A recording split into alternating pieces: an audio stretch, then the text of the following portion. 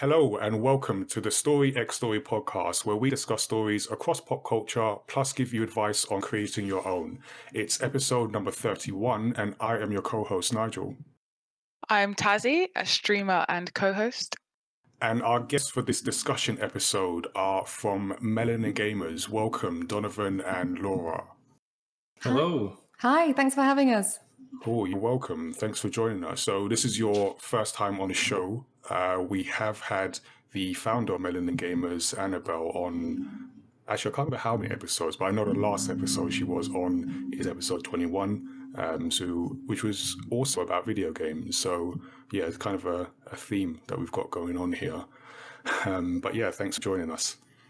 No problem. No, thanks for having us on. No pressure having boss lady before us. We'll try not to disappoint. Yeah, I know. I'm sending this directly to her after the Okay, definitely best behavior then. Yeah. So before we get into it, just to remind listeners, you can subscribe to us on Apple Podcasts, on Spotify, and wherever you get your podcasts from. Also, feel free to send us feedback and questions to feedback@mayamada.com, or just chuck them at us on social media. That's mayamada on Twitter, mayamada tees on Instagram, or Tazziii on both. So we're going to get into a good sort of video game discussion, but I just have a bit of video game related news from the mayamada universe. All right, so we now have all the details, or most of the details, enough of the details to tell you about our Gamepad Online event that is coming on Saturday, the 27th of June. So as you will know, if you have stuck your head out the window or turned on the TV, we're in the middle of a global pandemic, which has meant that physical events are off the calendar for how long, we don't know. But our Gamepad event that was scheduled for June has been postponed. And in its place, we are launching a Gamepad Online event, which will be a kind of live streamed watch party that's going to mix gaming and cosplay. And it's also going to be hosted by Tazziii. So what are you looking forward to most, Tazziii? Animal Crossing. I should have expected that answer. I really, deep down, I knew that answer was coming. I don't know what I was thinking.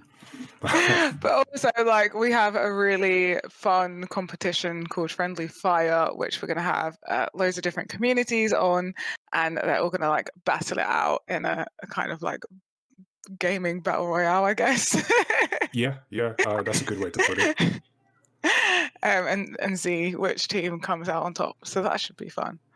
Cool. Yeah, so like Tazziii said, we're going to have a number of things, including Animal Crossing and our Friendly Fire competition with communities, including Melanin Gamers and Get Well Gamers and others that will be announced or probably have already been announced by the time you're listening to this. So the idea of this event is just to have an experience that we can all get together with safely, which kind of means online. And it will be a combination of video games, cosplay, and industry interviews. So we're going to be interviewing people from the games industry about their work and letting you know if you're someone who does want to be in the games industry, how you can get there. And in the lead up to the Gamepad Online event, we're also going to be launching a Gamepad community Discord group. So we are aiming for the 19th of June, which is now on record. So I've got work to do to make that happen. So there or thereabouts. And the idea is that people will be able to join, meet new people, talk to the Gamepad team, talk about video games, and just generally be part of this community that we're growing that has obviously started with the physical and eventually at some time we'll continue with physical events. But in between, you can also do that online and just join us as we, make efforts to promote inclusion and diversity in the games we play and the people that make them. All right, so that's all the news that we've got so far. Let's jump straight into our video game discussion. And today we are going to be talking about video game movies. are they getting any better? So with recent entries in the video game movie lineup like Tomb Raider, Detective Pikachu, Sonic the Hedgehog, we thought we'd take a look at the state of film adaptations of some of our favorite games. Now, I'm not quite sure how this conversation is going to go. I've got a feeling, because let's be honest, they're not great video game movies. I think we can just all accept that, like, up front, but we'll see. And as I was putting together the notes for this discussion, one of the questions that kind of came to mind as I just saw the very many flops is, why do they keep making video game movies? And it kind of came down to, I'm going to quote a famous 90s poet by the name of Diddy. You might have heard of him. And he had a famous line, "It's all about the Benjamins." And I think that pretty much sums up why we keep seeing efforts to do this. So if you think about, I saw this stat where Avengers Endgame, which I'm pretty sure is the biggest cinema release of all time. So if I got that, it's beat out Avatar, right? Mm-hmm. Yep. Yeah. So, and that made 2 billion or thereabouts. Biggest film of all time. So the second biggest game of all time, GTA 5, to date has made $6 billion. So obviously GTA 5 has been around for longer, but I think it's safe to say that Avengers is not getting to 6 billion. So I think that's one reason, maybe the main reason why they keep doing these things, and maybe is also the reason why they keep messing up with them. But we're going to get into that. So what I want to start with is, does anyone have a favorite video game movie, or just favorite video game movie they love to hate? We'll start with our guests. If Don doesn't mind me going first. No, go for it. So the thing is, I am actually a really big fan of video game movies, because I'm kind of a big fan of just bad movies to begin with, which is a bit of a strange hobby, I know. But I kind of just love how cheesy they are, and like how ridiculous they come out most of the time. But I've got to admit, my favorite video game movie is the live action Street Fighter movie, because it's such a hot mess of a film. Yeah, I'm going to have to shoehorn on the end of that. It's pretty much the same with me. Like, as a young kid, Street Fighter, the live action one. As a young kid, I watched it because, oh my God, Street Fighter, you know, you got Jean-Claude Van Damme and the whole cast in the film. And now watching it as an adult, I'm like, oh my God, Raul Julian's in this. How did I not notice? And then you learn about the backstory behind the film, and it's wild. It's crazy. That's part of why I love it so much, because it's like, not only is it these Street Fighter characters that have been so strangely adapted into a film, but you've got Raul Julia giving this Shakespearean-esque performance next to Van Damme, who is just phoning in these lines in such a unique way. It's just, the whole thing is great as far as I'm concerned. But I know that's a pretty unique perspective, and most people feel that movie is just trash. Unique is a word. I'll give you that. Unique is a word in the dictionary.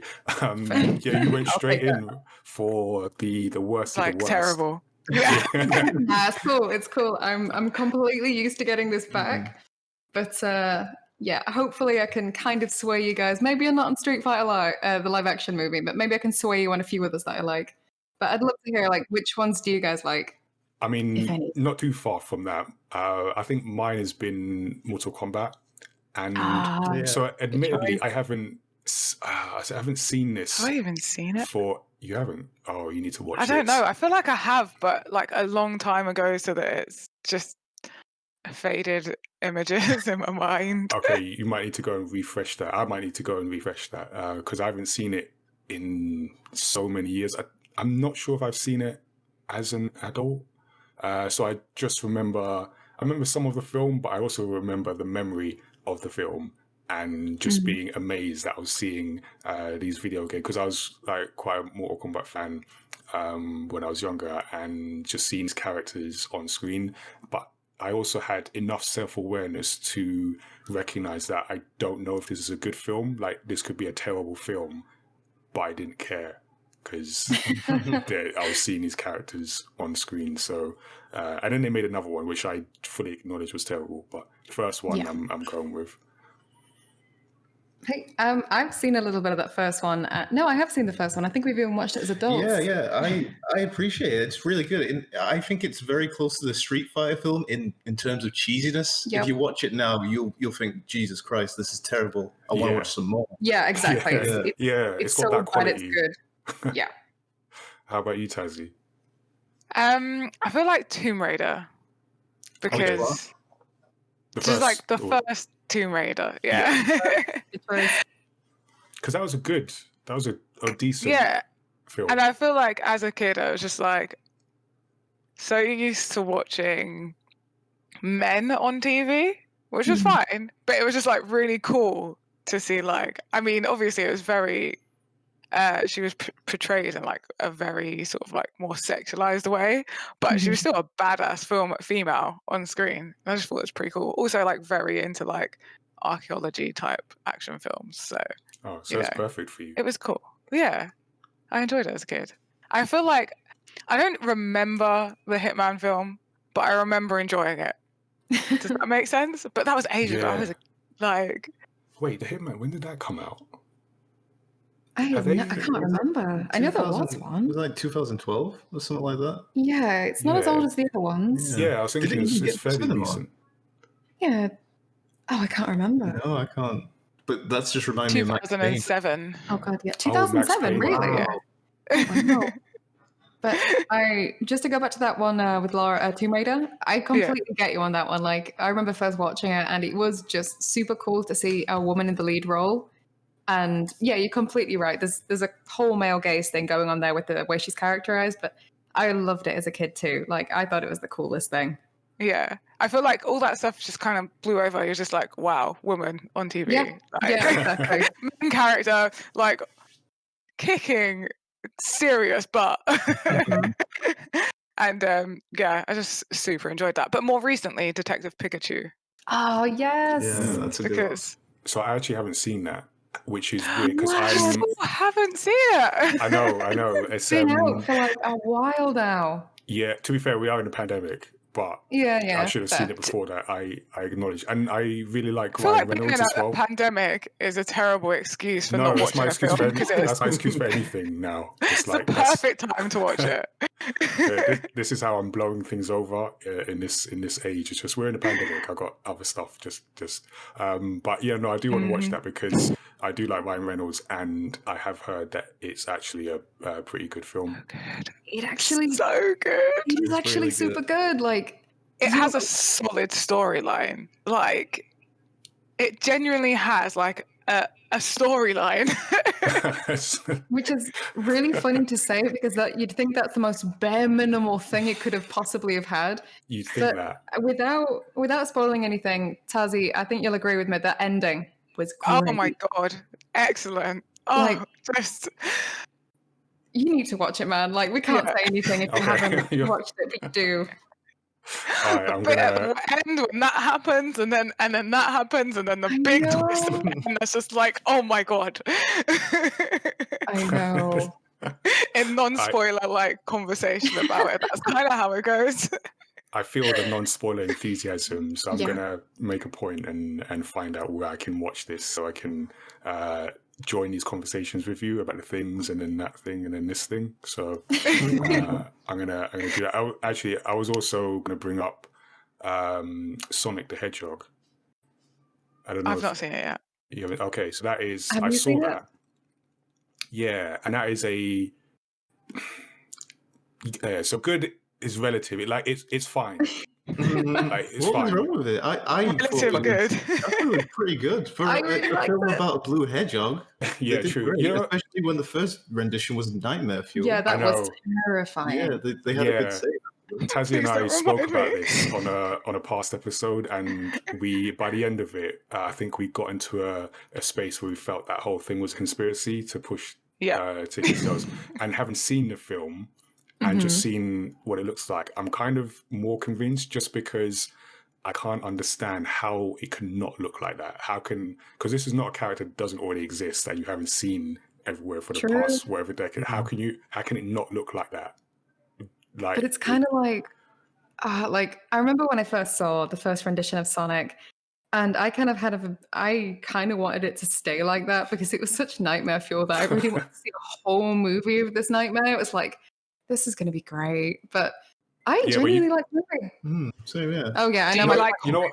Yeah, you like horrible stuff, so I get do. where My that's phone's coming so from. mute on stuff So like yeah. that. Fair. Do you so, also all right, like horror movies? Because I feel like that's what it would have been. Do you know what? It would have been a horror movie all of its own, but any kind of bad movie, that's kind of fair game for me. As long as the worst thing a movie can ever be for me is boring. As long as it's not boring, I think there's something to gain from it. But to be honest, I honestly thought Sonic the movie was half decent as an actual movie. Like, not even the side of me that just lives for bad movies. Like, I thought it was pretty decent. And you know what it is? Yeah. I think it was a good film. I think I just wasn't ready for how PG it was. That's fair. I don't know, maybe I had my expectations wrong, but yeah, it's a very PG film. And I don't say that necessarily in a bad way. It's just you have to like adjust like what you're about to see. So that's why I kind of had that initial reaction. I'll watch it tonight. Yeah, see what you think.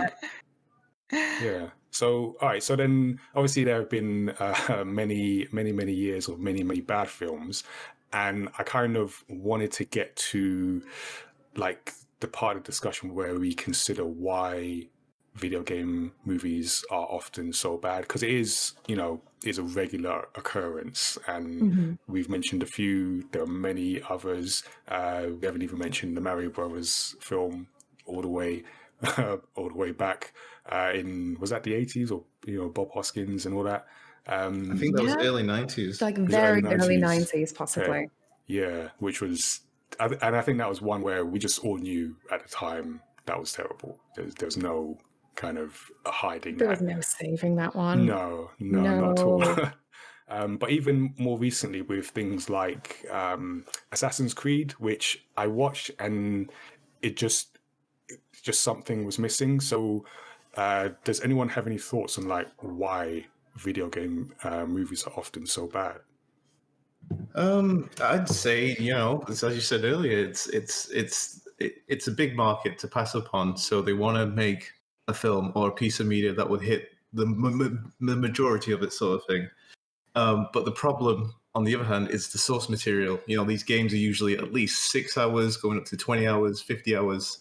All of that compressed down into 2 hours. Yeah, it's just not going to translate. It's just not going to work whatsoever. And not only that, they're not written as it's not written as a story in the way that stories are digested from film. It's written in a interactive way in which the player puts themselves within the shoes of a character, or even just like a shell of a character, so they can feel like they're in this world and be immersed by it. And that doesn't necessarily give you a lot to translate into a film sometimes. Yeah, that's a good point. I do think it's possible to make a genuinely good video game movie. Yeah, definitely. Yeah, I'm trying to think of some. I can't. But like, I think go on, sir. No, sorry. I was going to say, ironically, the best video game films for me usually tend to be about fighting games which have no storyline, so they can just plaster whatever it is that they want to do with the story onto it. That's what feels best for me. Like, okay, serious now. A good video game is the animated film Street Fighter 2. That one's amazing. That's a spectacle to look at, and the characters fit quite perfectly as well.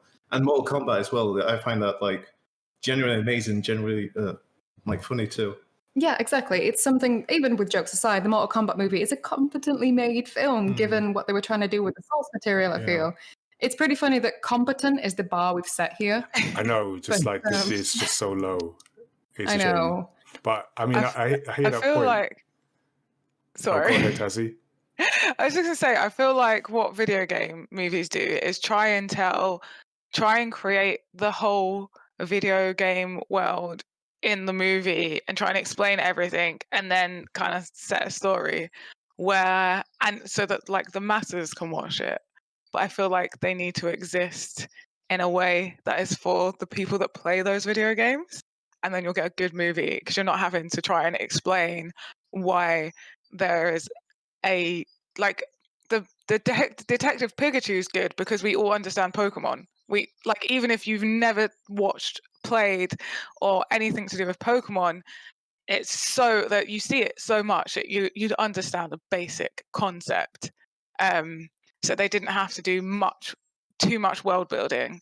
They didn't have to explain like why there's a small yellow thing that only one person can understand, because we've been set up. So even if you don't know Pokemon, you know of Pokemon, and you'll be like, oh, okay, it's something to do with this. Whereas like a lot of the time they're trying to make it appeal to the masses, so they have to set everything up, and they don't take into account like I mean, I don't want to jump because I know that's a point we're going to get onto, but like movies that are more video game like movies than actual video game movies, because they work with video game mechanics in mind. And I feel like the movies that are made for video games aren't made by people that understand video games. Actually, that's a really good point. And I really agree with that. Yeah, and that goes, I guess it sort of always comes back to money, and that's the thing where like I can see the rationale, because like to a larger point, if you're like a studio executive and you want to invest, millions into a project, you want to make a profit. And we're getting into a place more with like comic book movies where just risk is being pushed to the side a little bit. Mm-hmm. And if you see like this game has an audience that already knows about this character, about this world, and all we have to do is just slap that onto our film and bring them across. And I feel that's the same kind of cycle that gets repeated for people. And it's the fault of the executive, but also, it's also kind of the fault of us as the people going to watch it. And I say this as a creator of something that's original. I've been in a position where, like many times, I'm trying to sell an entirely new property to someone. Sort of, all our characters in the mayamada universe are new. We've made them up. They don't exist anywhere else. And trying to sell that to someone, I understand that struggle, because people will, the large majority of people will unfortunately just like, whatever, I'm going to what I know. So I totally understand that need. But I think, like you said, Tazziii, it's people who, somewhere in that equation, there needs to be someone who actually understands video games and can help, like, given the reality of that financial situation, can then help say, all right, if we're going to make this game with this property, let's actually still make a good film that respects it. Mm. Mm-hmm. And also, I feel like there's so many stories you can base around like any video. A lot of video games have so much story you could base around it. And like just exploring the different things rather than just kind of having one idea and they're like, we must revolve it around the main character or somewhat similar, and then just, I don't know. No, I completely get what you mean. On another kind of related note, I feel like, do you know how you mentioned like comic book movies like Avengers? And I know where we might get on to a little bit, but it all started with Iron Man. I kind of feel like we got to a point where Iron Man started the ball rolling on the, it's fair game for comic book movies now. These can be successful. These can make a lot of money. I don't think we've reached that point with video game movies, but we are reaching a point where the video game industry is showing to be something that can be intensely profitable, something just, as you put it, Tazziii, the masses can be interested in, and something that could potentially be less risk than it used to be back when the Street Fighter movie came out and the Mario Brothers movie came out. I think as the industry develops, that becomes less of a risk. And I think just by them trying again and again and again, I think we'll eventually get a half-decent video game movie. I'm hoping. Yeah, it's just that old adage of just keep going. Yeah, I have to completely agree with your point there, because the more video games are enjoyed, the more video games become like the mass media, the more you can make movies about it, because there, like you said, there's a lot less risk. And I'm going to use Ready Player One as an example, because it's a movie based on a book that is completely about video games and pop culture.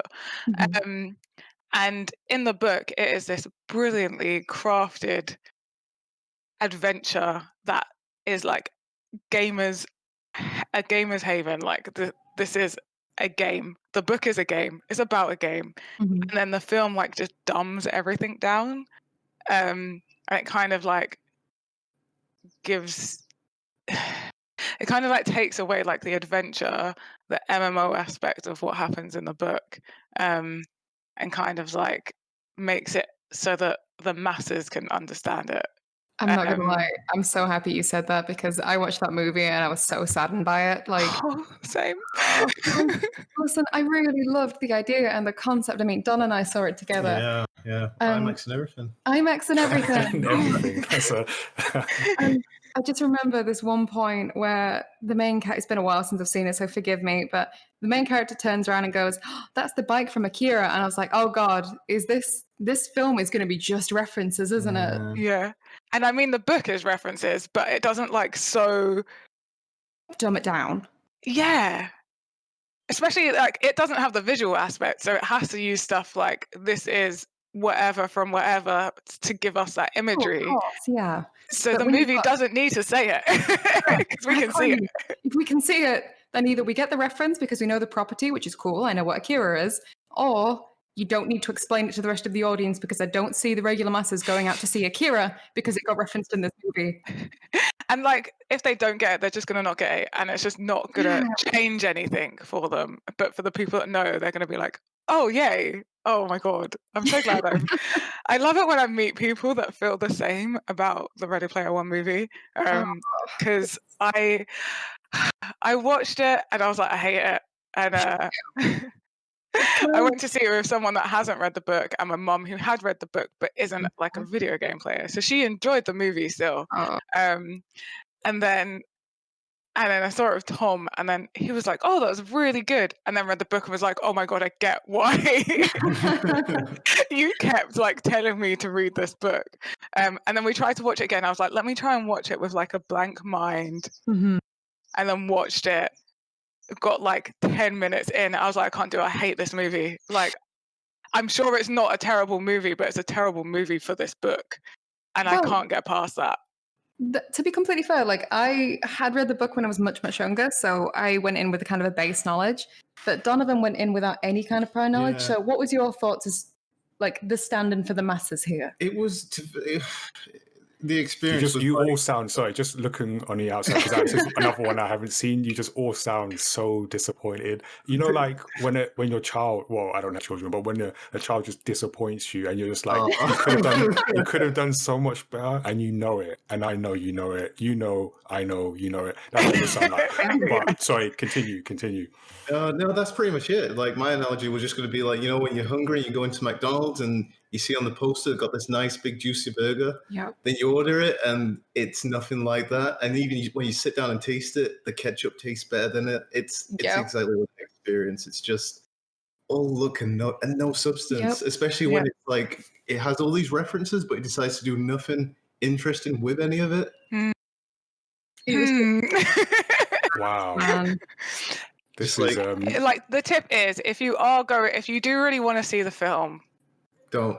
No, but if you're gonna consume like Ready Player One in the form, you have to watch the film before the book to have any enjoyment of the film. And the one good thing they've done with this film is you can watch the film and read the book, and they're two completely different stories. So there's no spoilers. Like there's one spoiler, but it really doesn't matter. Like they even change a whole character. A whole character is just they use his name and then So anyway, I was thinking that like this is, I mean, I guess Ready Player One is an example of that kind of lazy execution that has been happening with these adaptations, where I feel the people who make them feel, or at least it comes across like they just need to do the surface level. So we just need to get the character in, we just need to get somebody's reference in, whatever about the story, put it out, people will recognize it, and we'll get that money. But on the flip side, I also wonder, and I thought this about this was age like Lord of the Rings. I think just a different kind of adaptation from book to film. But is it possible to be too respectful to the source material? So by that I mean you have a story. So at the end of the day, these, whatever medium, they're all like stories. And the atypical video game story, I think, we talked about it earlier. It works for a, whatever, however many hours, 60-hour game, and then you're trying to take that into a film. Is there an element of like producers trying to be like too respectful? I think on some cases you might need to actually just change things, but I feel there might be a fear of that from sort of the more hardcore elements of that game's fan base, who will just be upset that you change whatever element of the game. And I feel a certain amount of this is just being too respectful and needing to actually break away from the medium that story was initially on to tell that story for the medium of cinema. I feel like do you know what would be a great way for making like video game movies? Would be to like make them sagas. Like, stop trying to fit a whole video game into one movie and act like it's Harry Potter. Yeah. and like just commit to it, Did they do that with Resident Evil? Wasn't that multiple films? I kind of feel like Resident Evil's a whole different bag, really, because that's kind of just I mean, don't get me wrong. If you like the movie, that's totally fine. I think it's a fairly competent film. It's good. For me, it's like a matinee like sort of film. You can, if you just had a friend who didn't know what Resident Evil was, never played the PS1 games or the new ones, and sat them down and watched that, they'd say it's really good. They'd say it's like one of those like sort of grungy sort of horror sort of film. Like I'm trying to think of one now, but the only thing that comes to mind is Doom. Doom is a whole different thing, and I love it. Yeah, but no, I don't think they had plans to do a whole series, and for some reason, I don't know why, that cottoned on, and we got films for like 10 years of Resident Evil for some reason. Yeah, I kind of feel like I understand what you're saying, and I do agree with you that it is possible to be too respectful, because at the end of the day, a video game isn't a film. And there's a certain amount of crossover because they're both storytelling mediums. But I think it is entirely possible to try be too respectful and too close to the source material and not deliver a competent film because of it. You're just essentially regurgitating the original material and maybe not doing it as well. I think what it comes down to is maybe you need someone who understands the material and respects it and loves it and has passion for it, but also just wants to make a good film first. Yeah. Makes the creative decisions on top of that of what just doesn't work in a film medium, because some stuff just won't. That just also, yeah, definitely. It's also really hard to stick to source material of a lot of video games unless it's a very linear video game. You're always making choices, so like you can't like have infinite options in a film, can you? You can't have like everyone's version of that game. So yeah, that's a really good point. Because you've taken out that agency of like the player choice, and that's from the outset, that's just a massive difference from a film to a video game. So you can have a game and have multiple people have different experiences of that game, but a film, it's you're in for that roller coaster ride. So everyone's having that same shared experience, but by doing that, you're then taking out a lot of what makes games fun, which is like, I guess, to the point of just maybe accepting that they're different mediums, and we just need to do something a little different here. It's interesting though, because if you look at like The Witcher, that was a book, a game, a TV series. So and again, like obviously TV series tell stories in a completely different, like not completely, but a fairly different way from film. But it's still sort of been translated from text to interactive to like a passive visual. So clearly there's a way that we can sort of I wonder if the setting lends to that, because it's high fantasy, and the world has had Game of Thrones for like the last 10 years to help usher in that, and then before that it had Lord of the Rings, and then to an extent Harry Potter. So as mentioned earlier, that's sort of preset into the back of your mind sort of thing, so you can accept it easier. And if you go back even further, the 70s was Star Wars, and then after that, people a lot more accepted of watching stuff like Star Trek and Wing Commander and all that kind of jazz. So I think with that's had the aid of having fantasy lore already set in people's minds. So if you show somebody a dude with long ears, oh, that's an elf. Show somebody a short guy with a long beard, oh, that's a dwarf. Mm-hmm. So believe in a Witcher and, believing that he's, got these special powers I think it's a lot more digestible than believing a guy from space in a green suit can kick aliens' ass on the whip. But yeah. Yeah. I feel like it goes back to that, understand that the audience isn't as dumb as you think it is. Trust that the audience can figure stuff out and can fill in the gaps and understand some of the lore, and maybe leave some of it up to the people that know the world to then explain it to the rest of the world. That's kind of a reward in itself, though, isn't it? Like, if you're viewing something and you understand it on a deeper level, however that might be because you're a fan of the original material, that's kind of like a reward for the fans. But if you, as a person who has never enjoyed that video game, can still watch it and enjoy it, then nothing's lost. It's only added for the people that know the original material. So sure, it's better not to over-explain everything and then just make the person that's never seen the video, played the video game, just be like, oh, I really enjoyed the story, and maybe I want to read the book now, or maybe I want to play the video game now. Yeah. And I don't think everything has to be canon. Because fans will get mad, but fans get mad at everything. Yeah, exactly. Right? And video game fans are the hardest to please, so they're just going to get angry. It doesn't matter what you do, they're going to get angry. So just if you believe in making a good story, they'll get over it. And their madness will just promote your film. So it's a good example, because that's even though it sounds like a small thing, like don't make it canon, but that's actually quite a big decision, because you're going to get that feedback. But just to borrow from comic books again, what I think is a good example of that is the Logan film, which so after I thought it was a brilliant film, and then sometime last year, I remember I listened to a podcast episode with the director, James Mangold, who is not necessarily a comic book fan. I think he said that. I don't want to misquote him totally, but I definitely got that impression. So he, the too much respect for the source material, that wasn't there. What he was doing is, how do I tell a good story with this material in this medium? And I'd say he succeeded tremendously with definitely. That. So you kind of need that attitude of, we've got this source material. And it was a good interview. I might put it in the show notes here for anyone who's interested. But I just got the impression that he did not care what quote unquote hardcore fans would think. He didn't care. He's like, I'm just trying to make this film.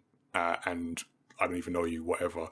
And maybe you need that kind of attitude of just, number one is make this good film, rather than number one is get these fans across from their consoles to a cinema. Yeah. It's a balancing act, because, we've said the exact same thing on the opposite side of don't make something dumbed down for the general audience of the masses, but similarly don't cater to the hardcore fans, because they're never going to be happy anyway. But it's tough to strike that balance. It's got to be respected that it's very tough to try to strike that balance, and Logan definitely managed that. I think there's space for different types of video game films as well. Mm-hmm. The video game film that is for the hardcore fans, and then the video game film that is for those that don't necessarily play the game. Mm-hmm. But I feel like the sort of more for the masses needs to exist first, and then following on the more canon films can come out from that, because everyone will be more used to it. It becomes less of a financial risk if we can prove that audiences will go and buy tickets for these films if we put those initial more audience pleasing ones out there, and then it becomes less of a financial risk. I don't know how you guys feel about this, but There's a few movies come out in the last few years that's anime adaptations, like Ghost in the Shell and Battle Angel Alita. Yeah. And those have been, Okay. I'm not sure if you guys are fans of anime or not. Yeah. Yeah. Cool. But it's kind of like those felt like they were trying to cater to the mass audiences, but at the same time they were trying to cater to hardcore fans, and some parts were good. Yeah, some sequences were good, and some parts transitioned well. Like I'm a hardcore Ghost in the Shell fan, and the film You'd have been was disappointed then, right?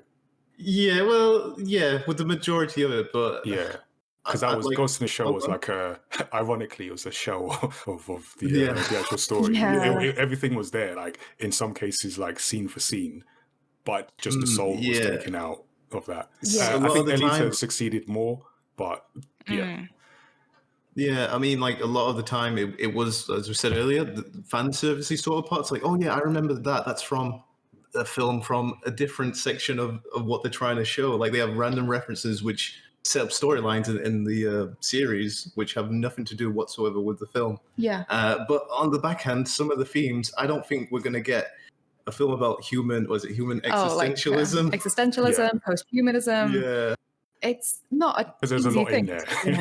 Yeah, there is a lot. Like the best transition is The Matrix. You know, that is pretty much the only westernized Ghost in the Shell we'll ever get that's going to be digestible. But I kind of feel like... No, go ahead. I was going to say, I kind of like, for me, I really enjoyed Alita because it was the feel of it. Like it felt anime, and I feel like that's really hard to get over in live action adaptations, which is what I'm looking for when I watch I want it to I like anime because there's just a certain aesthetic. I don't know, aesthetic that it gives off, and a certain feeling, and the themes, how it approaches themes is just slightly different. And when I watch an adaptation, that's what I want. I don't want to feel like I'm watching a live film. I want to feel like I'm watching anime that's with real people, which is really hard to get. I get because anime is like a very, like, the way animation is used in it. But you can kind of get an essence of it, and I feel like video game movies could do that, and that's how non-video game movies have felt more video game movie than video game movies. Yeah, definitely. I completely get you, yeah. So, I mean, to that point, and I guess the question I'm going to ask is, do we even need film adaptations of video games? And I say this on, I guess, two sides. One, the record, which is not good. And then, well, actually, no, 3 points. So one, terrible record. Two, video game stories are getting better. And there are a lot of cases where I hear things where people are looking to turn a video game into a film. And I'm like, why? Because the story's there. And then three, to Tazzii's point about actually the best video game movies aren't actually video game movies. And just probably got record. This film has the record for most mentions on the Story X Story podcast tomorrow, because we all watched that and we're just so surprised at how good, well, one, how good the film is, but then also how much of a video game film it was. I don't know if Laura and Dom, if you've seen Edge of Tomorrow or Live Die Repeat, I think they renamed it too. That's I'm a huge fan of that movie. Yeah, that's a video game movie. It's by definition. It's a video game movie by definition, and arguably like one of the best ones. Oh, do you mean like in terms of its structure, of how it works? Yeah, I completely get you. And it's also based off a manga as well, which we're both big fans of. So oh God, do you know what? We've done an episode on that as well. I'll definitely have to check that out, because I am so frustrated with myself that I never saw that in the cinema, because from the advertising, I didn't think it was something for me. And when I finally sat down to watch it, I love it. I was well good. I like spectacles in films as well, and I saw it had Tom Cruise in it, so I was like, oh, it's going to be generic, and the title didn't sound that good. And then it actually came out on like DVD, and I was like, Jesus, I need to buy a projector and watch this on the big screen. was really good. Really impressive. It was really, and then there's Scott Pilgrim, Oh yeah. even the new Jumanji, which I mean, you can argue, how good a film it is, and I think your enjoyment of it depends on how much you like or don't Kevin Hart. Or The Rock. Or The Rock. But I think Kevin Hart's got that attitude. He will take over a film, and he takes over that film. But I think at its core, it's again a decent video game movie that isn't specifically about a video game. Mm-hmm. I feel like something like Jumanji is a great film for like the setup for video game movies, because it kind of gives you like understanding of how video games work. If you've never touched a video game in your life, I loved the use of NPCs in that. That was so funny. Just talking to someone, just say the same thing and the same thing and the same thing. It's little things like that. That's enjoyable for anybody to watch. It's funny on a base level. It's funny. But then it's funny because I can't tell you how many times I've been playing a game and it's like, I'm going to ask this guy 5 times just to make sure there's no dialogue that's secretly hidden in this character or something like that. So, or you've accidentally spoke to the same one and you're like, oh, I've already spoke to you before. Or like in the Pokemon Center when I keep pressing A because I want to stop talking to Nurse Joy and then definitely. So I mean, these are all examples of non-video game movies. So yeah, what do you think? Do we need to see more? I mean, we will. We don't have a choice, but where video game stories are now, and where they're going, especially in this next generation, like the complexity of the stories. It might be that we don't actually need them. I'm going to go with yes, like 1,000 times yes, because I love video games and I would love everything I do to be video game related, including watching films, and just to get like involved in a universe more. So for me, I'm going to use The Witcher as an example again, but I read the Witcher books first. And then I watched the series, and then I finally got around to playing one of the games. And it's one that I've wanted to play for ages. Like a series I've wanted to get into it for ages. And I started The Witcher 3. But playing it after having so much material of it is a whole different experience from games that I've just come into not really knowing anything about, because I now recognize the characters straight away, and I don't have to try and remember names and places, and not everything's brand new, so I can concentrate on learning the mechanics without missing out on story, because I've been placed. And similarly with Final Fantasy 15, it's the first Final Fantasy game that I've actually properly played. Haven't completed it, but like I got quite far into it, and again they have an anime around it and a film, and watching the anime and the film while playing the game just helped me understand so much more and made it a lot easier, because while I was playing it I was concentrating on like learning the mechanics a lot, and it just gave me more information, and I love that, and that's great. Okay, so here's a question then. So using The Witcher as an example, because I've seen the series and nothing else, so that's my only point of reference. But is the Netflix series just the same story of the game, or is it a story that takes place in the world of the game? It takes place before The Witcher 3. I've not played 1 and 2, so I have no idea but yeah, it's before The Witcher 3. Okay, so it's its own standalone story within that game universe. Yeah. All right, so maybe that's a direction to take, where maybe trying to tell stories within the universe of that particular video game, rather than trying to replicate sort of like for like or scene for scene a video game. Well, that's what Final Fantasy does as well. Okay, so the movie, which is Kingsglaive, takes place just before the game starts. And then the anime is like, they're really short episodes, but they're like way before everything's went down, and they're they're literally introductions to the main characters.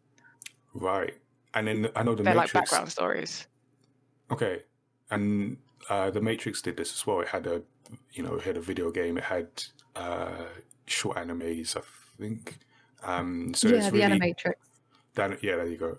So it's really like complementary things, and going back to that, studio executive wanting to make lots of money is, maybe you put something out that complements a story that already exists, and that's a way to maybe like lessen the burden of trying to copy a story like for like, and maybe just tell something that is within that that universe. That might be a different way to go. I mean, I know it's been done in different places here and there, but like as a strategy, it might be a way to take on that the challenge of making a half decent video game movie. Definitely. Because even with Borderlands and then Borderlands Telltale, obviously two different styles of games. And then Telltale just like is not the main story that you followed. It's like a little side thing. And then Borderlands 3, they kind of added some characters in from the Telltale. And then it's like, if you've like, I've played all of it and I'm like, this is great. But if you haven't, you're not missing out on anything. It's still great. Yeah, exactly. So and then people have to get them all basically. So they have to invest. So you can take that approach. You're welcome, studio executives, by the way. But so with the, like I said, where we've got no choice, we're going to see more video game movies. I mean, there's the ongoing saga with the Uncharted movie, which I feel had a director, lost a director. Was it Mark Wahlberg playing Nathan Drake? Took so long, he's now playing Scully or something like that. But you've got that. You've got the the most recent Tomb Raider. I'm pretty sure they're working on a sequel. I'm going to go with that. I think they are. I'm pretty sure they are. Yeah. Yeah, it definitely ended like, there's more to come. And then the recent news of the Last of Us series, so not quite a film, but series for HBO. So we're going to see more of these. So I guess then the question is, how do we, the royal we, in this thing, make better video game movies? What needs to change? And Laura, you touched on it where you mentioned Iron Man, and Iron Man being what essentially set up the MCU as we know it. It was the moment where we gone from sort of maybe some half decent comic book movies here and there into, okay, now here's the plan, here's the strategy. We are raising the bar of quality for this genre. What do you think needs to happen in video games for us to get the quote unquote Iron Man moment? I think it's going to be really difficult because I don't think the Iron Man moment can be replicated quite so easily. DC's been trying to do it since Iron Man and they've not been successful yet. So if they're still struggling with it, then yeah. But in terms of what we need to do about making good video game movies, it's a really tough one because, like we discussed, you can't be completely loyal to the original medium, but you can't be too dumbed down for the general audiences either. You've got to strike a balance, and God knows that's a difficult one. There's been more than a few filmmakers who have honestly gone into this with a lot of passion and trying to be good to the original material, but it's still not worked out as to how they wanted it to. But Don, I know you've got some thoughts on this one as well. Like, I think it's more on, you need the talented director. I can't remember it. Well, no, I can't pronounce his name, but the dude who did for Ragnarok, he did this latest Mandalorian series. And Taika? Yeah. Like, he seems like a very passionate director who can fit into these sort of like making medium sort of thing. And, I don't like this other director, but the dude who did, he did Transformers. I hate him. Michael Bay. Michael Bay. I hate him, but single-handedly ruined my childhood with that one film. But we don't need to. We'll save that for another podcast. That's a whole discussion right there with Michael Bay. But the point, moreover, I haven't seen it, but apparently he made the Teenage Mutant Ninja Turtles really good. You know, if you can make turtles doing karate digestible, then that's something. But I believe, like, the way to get it into the mainstream is to get a game title that's very easy to be transitioned and focus on the fundamentals of just telling the core story. So an easy one like The Last of Us, you know, that's just post-apocalyptic. It's a great story. And it's a great story as well. Like, and the one that comes to mind, BioShock. Like, I'd love to see that done as a film. Like, I don't BioShock would be such a great movie. And I think you touched on something really important there, saying the director of Thor Ragnarok and The Mandalorian. I feel like we need to be willing to put these great new directors behind the wheel. And I think we need to be willing to support them and put them in the forefront, because maybe the thing we need is just new directors with new visions. And unlike a lot of the new media, I'm basing it mainly on Mandalorian, that did a good job of having a lot of callbacks without explaining it. Like the first joke being like, "Oh, I'm visiting my parents for what was it? Life Day." Life Day, and, they don't explain it one bit, but I know the whole history and lore behind that, and that was super funny for me, super hilarious. So I think they need to work with the core fan base to a degree, yes, but also be hands-on enough to say, no, we won't have this person's random auntie who gave him a gem because of that's why his hair's blue or whatever. You know what I mean? We don't need all that. So, but yeah, if DC is listening, that's the formula there, guys. That's what you got to do. We've been trying to help DC for a while now, but they just don't listen. They're not listening to our show. Yeah, I think they also like way for us to make better video game movies is like, for example, The Last of Us. Great, so many stories, great setting, but there's other characters we could follow. So like branching off, like what happened to them, like what's their backstory, what happened to them after we came across them in the game. Those kind of stories could be told, and still have like a great film. And a lot of what you guys said.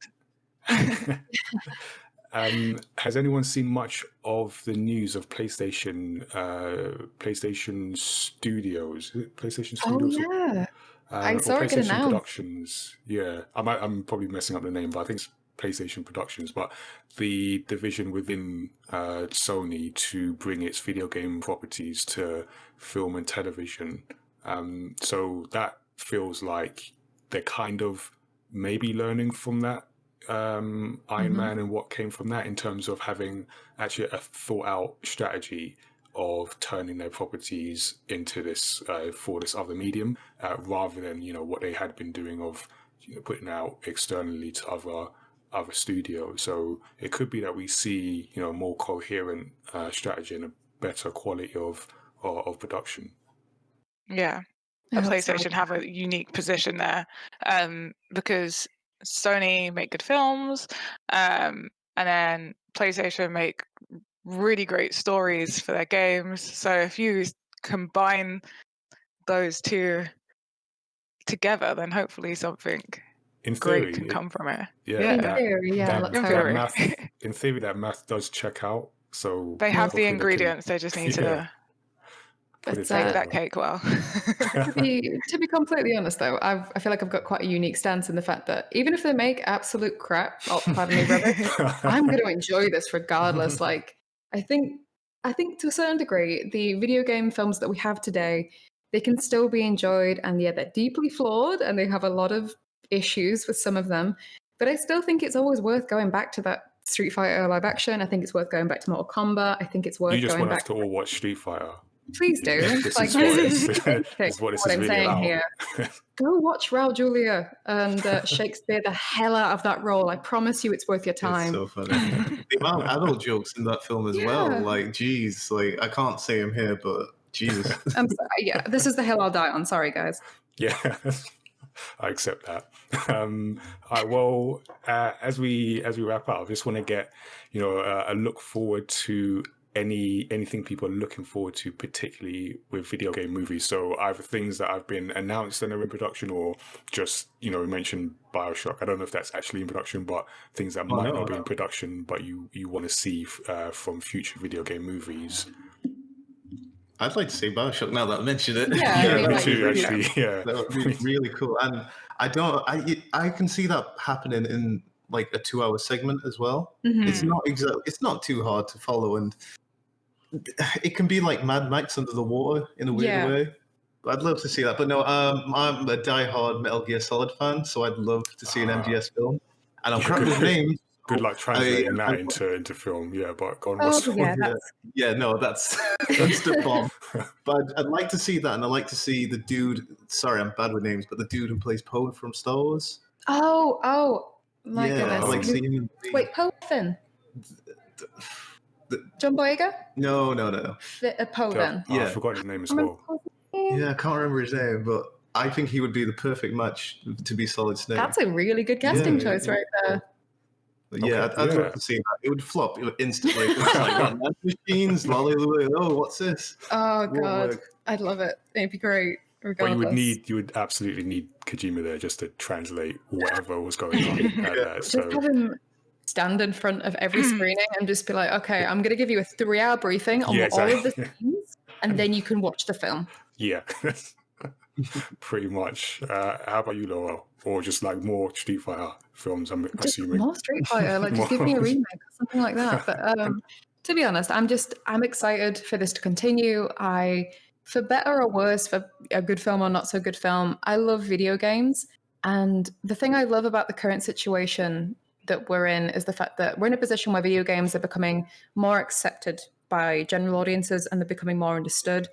And it means I can share something that I really care about and I really love with people who maybe a few years ago wouldn't have even considered playing a video game.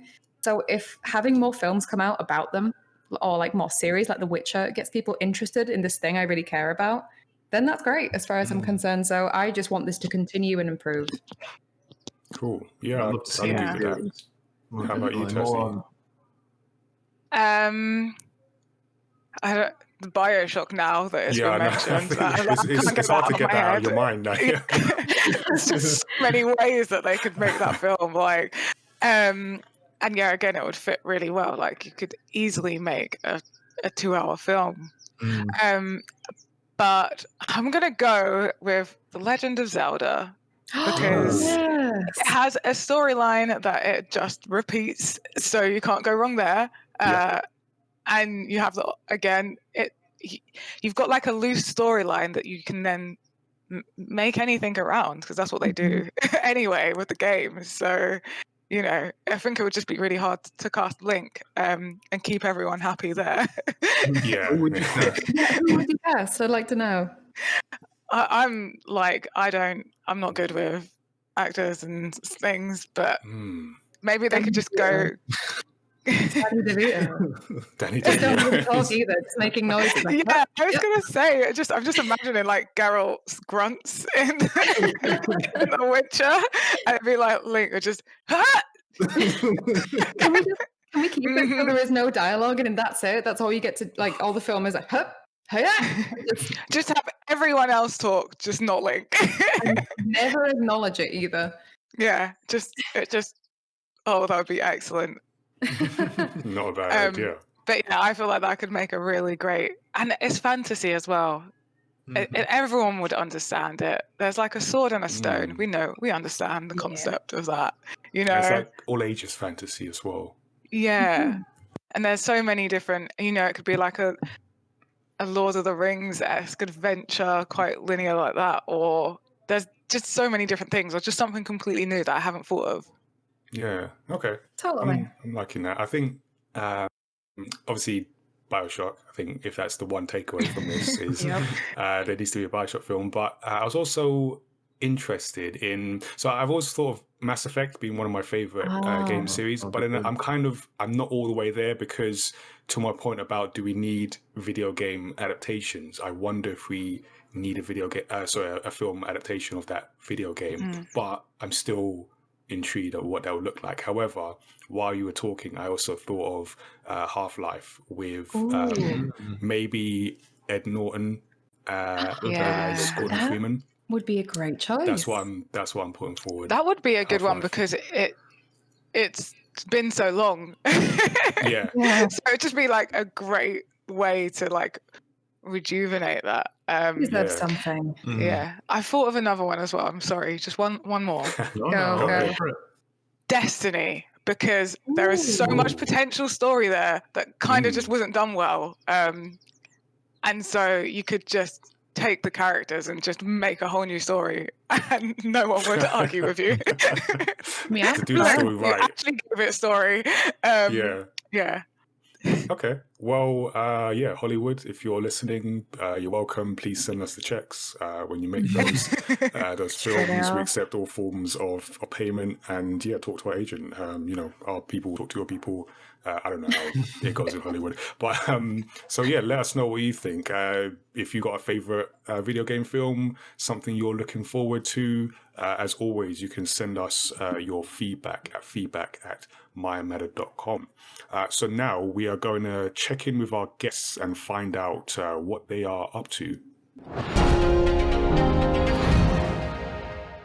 So, Donovan, Laura, what have Melanin Gamers got coming up?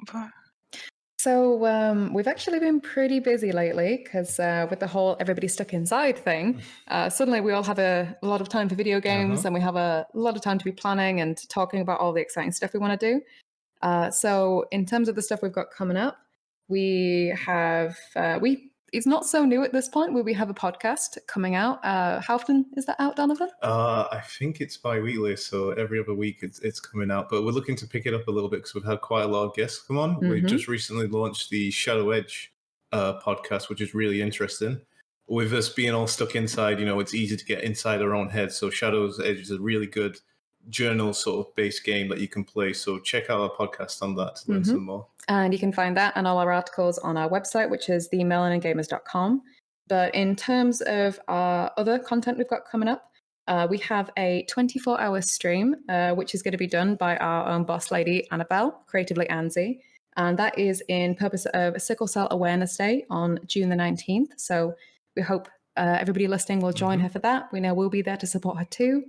But we have a lot of stuff in the pipeline, really. So, Melanin Gamers is, we're a group that really cares about representation in the video game industry. And as part of that, we're trying to grow a community. We're trying to get more people on the podcast to talk to about all these things that we're trying to do. So there's more in the pipeline to come.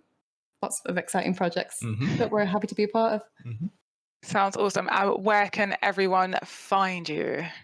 So, like we said, you can find us on the melaningamers.com. That's our website. You can find all our stuff there, our articles, our podcast, and our latest updates. Normally, you can also find our real life events there, but, a bit of a postponement on that one, but still. You can also find us on all the good socials. You can find us on Instagram, Twitter, Facebook, Twitch, where we have a fantastic stream team who stream regularly. And it's a bunch of different kinds of games, different kinds of content, so check it out. And that's us.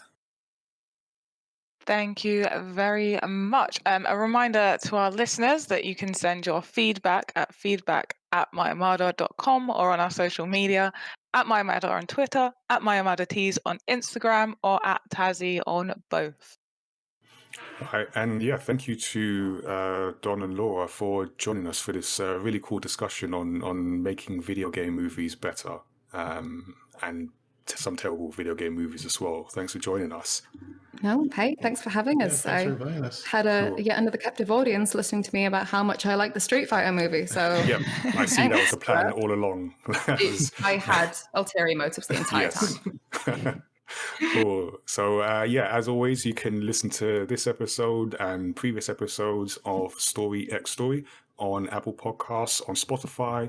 You can also leave us a message on Anchor, and we may or may not play that out. And in general, help us reach more people. If you like what you've heard, share the podcast with your friends, with your followers as well. We always talk about stories on this show because we are storytellers and we make our own manga from our own manga universe. And you can check out all our books at mayamada.com/manga. And as I mentioned at the top, we have a Gamepad Online event coming, a Gamepad community Discord coming, I feel like I said, the 19th of June. So yeah, we'll see if that happens. And the event itself is on June 27th. So more details about that will be on the gamepad.events website. But in general, stay tuned for more podcast episodes, including creator interviews, more video game discussions, and deep dives into stories across pop culture. Once again, our email address is feedback@mayamada.com. You can check us out on our website to listen and subscribe to future episodes. That's mayamada.com/story. Until next time, stay tuned and please stay safe.